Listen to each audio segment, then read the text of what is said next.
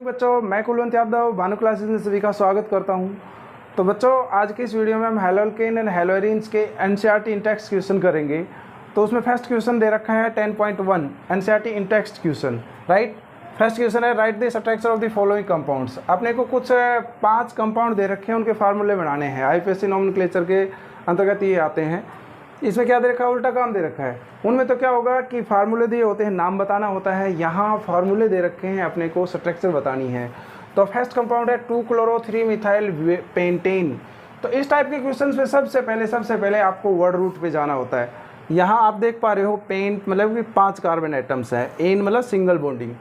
तो अब पहले क्वेश्चन का कैसे लिखेंगे, पहले क्वेश्चन का स्ट्रक्चर कैसे लिखेंगे। देखो, मैंने बताया अभी फर्स्ट क्वेश्चन का कि किसी भी जब ऐसे क्वेश्चंस आ जाएं तो आप सबसे पहले वर्ड रूट पे जाना। यहाँ 5 कार्बन एटम्स हैं, 5 कार्बन एटम्स लिखे मैंने, सिंगल बॉन्ड लगाना है, सिंगल बॉन्ड लगा दिया मैंने। ओके, अब ऐसे टाइप के क्वेश्चंस में 2-3 दे रखा है, तो आप फ्री होते हो कि नंबरिंग आप अपने हिसाब से करो, या तो इस साइड से कर सकते हो या इस साइड से कर सकते हो। मैं मान लीजिए आगे से नंबरिंग कर लेता हूँ 1 2 3 4 5। ओके, 5 कार्बन एटम्स की नंबरिंग भी हो गई। अब बच्चों, मुझे 2 पर क्लोरीन जोड़ना है और 3 पर मिथाइल जोड़ना है। 2 पर क्लोरो जोड़ दिया और 3 पर मिथाइल मैंने जोड़ दिया। हाइड्रोजन मैं उतनी जोड़ दूंगा जिससे प्रत्येक कार्बन के 4 बॉन्ड पूरे हो उसके। तो इस कार्बन का 1 बॉन्ड पूरा है तो मैं 3 हाइड्रोजन लगाऊंगा। इस कार्बन के 2 बॉन्ड हैं तो मैं इस कार्बन के साथ कितने हाइड्रोजन जोड़ूंगा, 2 हाइड्रोजन जोड़ूंगा। इस कार्बन के साथ 1 हाइड्रोजन जोड़ा जाएगा क्योंकि 3 इसके पहले ही बॉन्ड पूरे हैं, तो 1 हाइड्रोजन जोड़ देते हैं।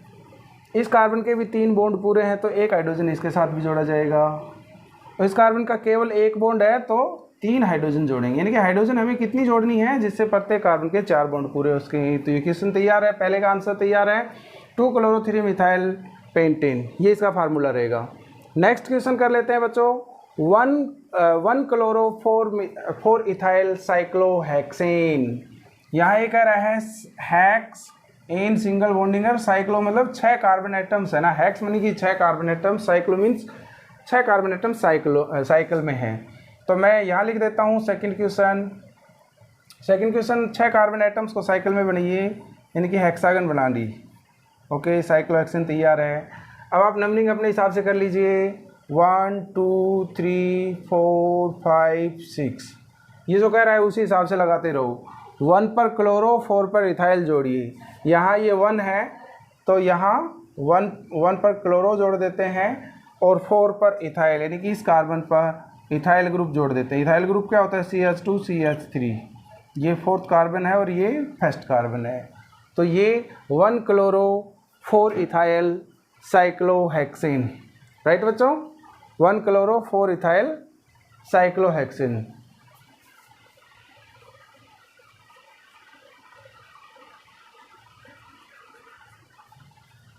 चल तो नेक्स्ट क्वेश्चन है 4-tert-butyl-3-iodo-हेप्टेन। ओके, मैंने बार बार बताया है आपको कि इस टाइप के क्वेश्चंस में सिंपली आपको वर्ड रूट पे जाना है। वर्ड रूट का कितने कार्बन एटम्स का है, यहाँ हेप्ट मनी की 7 कार्बन एटम्स हैं। ओके, तो 7 कार्बन एटम्स का करवाइए, 7 कार्बन एटम्स का बताइए। 7 कार्बन एटम्स लिख लो, 1 2 3 4 5 6 7, 7 हो गए, 4 3 7। Okay, 4-tert-butyl-3-iodo। मैंने कहा कि यहाँ नंबरिंग के लिए आप फ्री होते हो, इस एंड से करो या इस एंड से, आपकी मर्जी होती है। शुरुआत में 1 2 3 4 5 6 7 मैंने इतने ओपन से इसलिए कर दिया ताकि हाइड्रोजन भी लगाने पड़ेंगे, तो बाद में कंजस्टेड हो जाता है थोड़ा, पहले ही खुले ले लिए हमने। 4-tertiary-butyl-3-iodo, 3 पर आइडो जोड़िए, आइडो हम जोड़ देते हैं 3 पर। और 4th नंबर कार्बन पर क्या जोड़ा जाता है, क्या जोड़ रखा है यहाँ, 4-tertiary-butyl। टर्सरी-ब्यूटाइल, पहले तो ये बताओ टर्ट-ब्यूटाइल होता ही क्या है। इस स्ट्रक्चर को बोलते हैं टर्ट-ब्यूटाइल, यानी कि ब्यूटाइल है और वो टर्सरी है, टर्ट-ब्यूटाइल। ओके, ये स्ट्रक्चर ये अपने को कहाँ जोड़नी पड़ेगी, 4th नंबर कार्बन एटम पर। ओके, तो बताओ CH3, यही जोड़ रहा हूँ मैं, CH, CH3, CH3, CH3, 4 number पर टर्सरी ब्यूटाइल और 3 पर आइडोप्रोपेन, आइडो। अब हाइड्रोजन्स उतने लगा दीजिए कार्बन के 4 बॉन्ड पूरे हो जाएं। यहाँ कितने हैं देखो, 1 2 3 बॉन्ड तो हैं पूरे, एक जोड़ना पड़ेगा। यहाँ 1 2 3 बॉन्ड है, एक हाइड्रोजन जोड़ो, यहाँ 2 जोड़ेंगे, यहाँ 2 जोड़ेंगे और यहाँ 3 जोड़ेंगे। तो इस तरह से इसकी स्ट्रक्चर तैयार है। नेक्स्ट क्वेश्चन बताओ बच्चों, 1,4 ड्राई ब्रोमोब्यूटीन, 1,4 ड्राई ब्रोमोब्यूटुइन, बताओ तो इसका क्या नाम, इसकी स्ट्रक्चर क्या बनेगी। फोर्थ क्वेश्चन का 1 ब्रोमो ना 1,4 डाई ब्रोमोब्यूटुइन, यहाँ से पता लग रहा है ब्यूट, वर्ड रूट पे जाना होता है सीधा, 2 इन का मतलब 2 नंबर कार्बन पर डबल बॉन्डिंग है। तो पहले तो 4 कार्बन एटम्स कर लीजिए आप। ओके, अब 1 2 3 4, अब 2 नंबर कार्बन पे डबल बॉन्डिंग है, तो यहाँ 2 और 3 के बीच में डबल बॉन्डिंग कर दी। मैंने 1 और 2 के बीच में क्यों नहीं करी, क्योंकि यदि 1 पे ली जाती तो 2 नहीं होता, 1 ही होता। ओके, यानी कि ब्यूट 2 इन 2 का मतलब है 2 और 3 के बीच में, क्योंकि नाम में वही कार्बन मेंशन किया जाएगा जो लोवेस्ट है। 2 और 3 में 3 मेंशन नहीं किया जाता, 2 मेंशन किया जाता है। सो आप ये भूल जाइए कि 1 और 2 के बीच में बॉन्डिंग है, 2 और 3 के बीच में बॉन्डिंग लगानी है। 1 4, 1 पर भी और 4 पर भी डाई ब्रोमो, मैंने ब्रोमीन जोड़ दिया और यहाँ 4 पर भी ब्रोमीन जोड़ दिया। अब हाइड्रोजन्स मैं उतने लगा दूंगा जिससे कार्बन के 4 बॉन्ड पूरे हो जाएं। इस कार्बन के साथ कितने बॉन्ड लगाऊं, मतलब कितने हाइड्रोजन लगाऊं, 1। इसके साथ कितने लगाऊं, जस्ट 1, क्योंकि 3 तो इसके पूरे हैं। इसके साथ कितने जोड़ूं, 1 2 3 तो पूरे हैं, 1 जोड़ना पड़ेगा। और इसके साथ कितने जोड़ें, 2 हाइड्रोजन्स जोड़ने पड़ेंगे, क्योंकि इसके 2 बॉन्ड पूरे हुए हैं। ठीक है, 2 हाइड्रोजन, इसके काउंट कर लो एक बार, 1 2 3, 1 2 3, 2 जोड़ी इसके साथ। मैं इसको बॉन्ड मान रहा था, सॉरी, ये 1 लिखा हुआ है, मैं सोचा ये बॉन्ड है, ये तो काउंटिंग है। तो आप देखो कार्बन के 1 बॉन्ड, 2 बॉन्ड और 2 हाइड्रोजन्स के 4 अब पूरे हो गए हैं। ठीक है, तो इसकी स्ट्रक्चर ये बन गई 1,4 डाइब्रोमोब्यूटुइन की। नेक्स्ट क्वेश्चन क्या है, 5th, 1 bromo 4 secondary butyl 2 methyl benzene. अब यहाँ वर्ड रूट क्या आ रहा है, बेंजीन आ रहा है, लेकिन मेन स्ट्रक्चर बेंजीन है। चलो बेंजीन बनाते हैं बच्चों, बताइए। तो सबसे पहले बेंजीन हमने बनाई। अब बच्चों इसकी काउंटिंग कर लीजिए अपने हिसाब से, कहीं से काउंटिंग कर दो। 1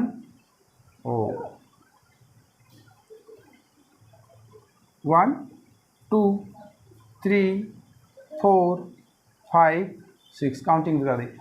अब जो ये कहता जा रहा है वो लगाते जाइए। 1 पर ब्रोमो जोड़ो, 1 पर मैं ब्रोमो जोड़ देता हूँ, 1 ब्रोमो।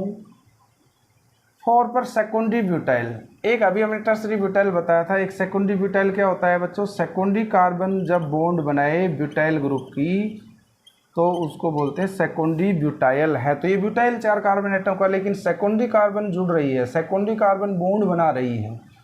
ओके, तो इस सेकेंडरी ब्यूटाइल, तो ये जोड़ना है अपने को 4th कार्बन पर। तो 4th कार्बन पर मैं ये जोड़ देता हूँ CH, CH3, CH2, CH3, secondary butyl, इसको पूरा बॉन्ड लगाओ। अब 2 पर मिथाइल, ये रही 2 और इस पर जोड़ देते हैं मिथाइल। ओके, ये 2 था और ये 4th नंबर कार्बन है। तो नेक्स्ट क्वेश्चन कर लेते हैं बच्चों, 10.2 number question in text exercise का।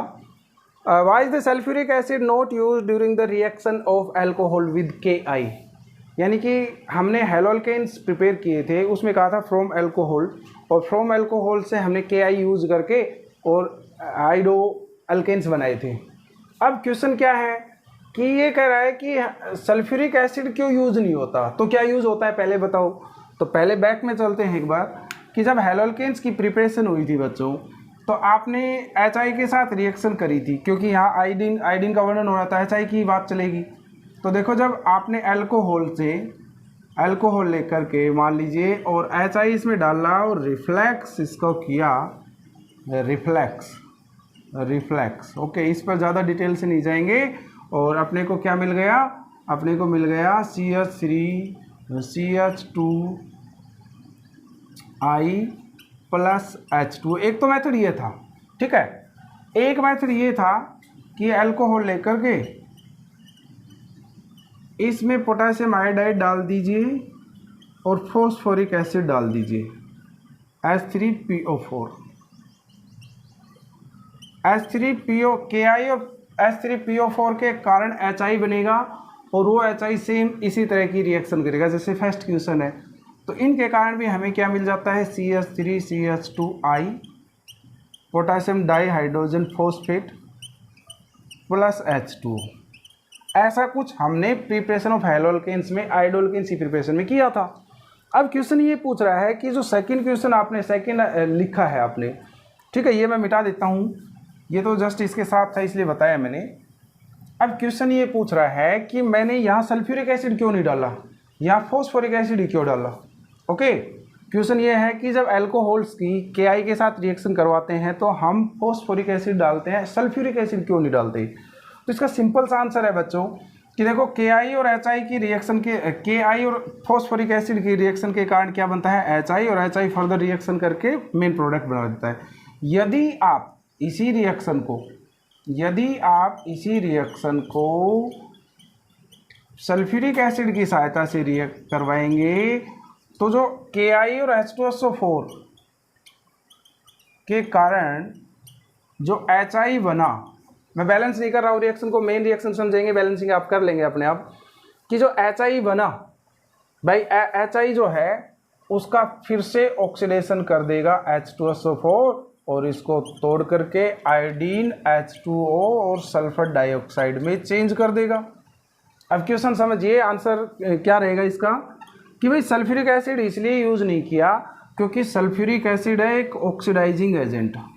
सल्फ्यूरिक एसिड क्या है, ऑक्सीडाइजिंग एजेंट। एक एक बात ध्यान से समझना, एक ऑक्सीडाइजिंग एजेंट, सल्फ्यूरिक एसिड एक ऑक्सीडाइजिंग एजेंट है।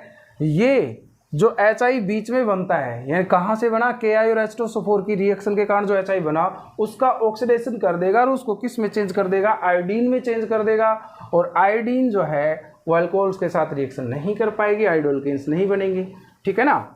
देखो मैंने पहले ही बताया कि इस क्वेश्चन में तो सारे काम सीधे सीधे हो गए थे कि KI और H3PO4 के कारण HI बना और HI इस अल्कोहल के साथ रिएक्शन करके मेन रिएक्शन कर देता था।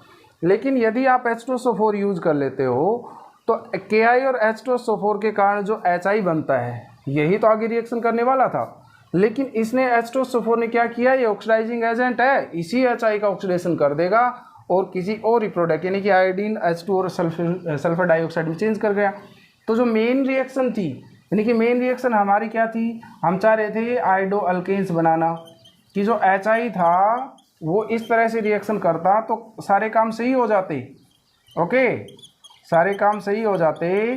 लेकिन सल्फ्यूरिक एसिड ने क्या किया, जो HI बीच में बना था इस बेचारे को तोड़ फोड़ दिया, आयोडीन में चेंज हो गया, मेन रिएक्शन हुई भी नहीं, यानी कि जो आयोडोअल्केन्स को फॉर्मेशन से प्रिवेंट कर देता है। तो पूरी बात का कंक्लूजन क्या निकला, किसी सल्फ्यूरिक एसिड इसलिए यूज़ नहीं करते because sulphuric acid is a oxidising agent.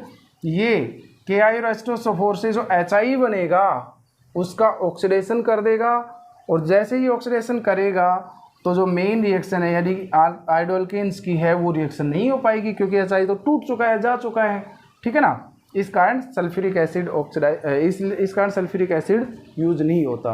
तो फिर ये प्रॉब्लम कैसे सोल्व करी, सल्फ्यूरिक एसिड की बजाय हमने नॉन ऑक्सीडाइजिंग एजेंट डाल दिए, नॉन ऑक्सीडाइजिंग एसिड्स डाल दिए, जैसे फॉस्फोरिक एसिड। फॉस्फोरिक एसिड ने इस KI के साथ रिएक्शन करके क्या बनाया, KI के साथ रिएक्शन करके क्या बनाया बच्चों, फॉस्फोरिक एसिड ने H3PO4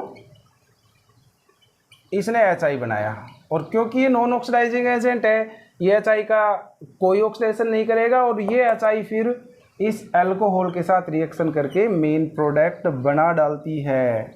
जबकि ये सल्फ्यूरिक एसिड वाले केस में नहीं होता, क्योंकि सल्फ्यूरिक एसिड के केस में जो HI बना था उसको सल्फ्यूरिक एसिड तोड़ देता है। जो मेन रिएक्शन है आयोडोल्केन्स प्रिपेयर करने की वो कंप्लीट नहीं हो पाती। ठीक है बच्चों।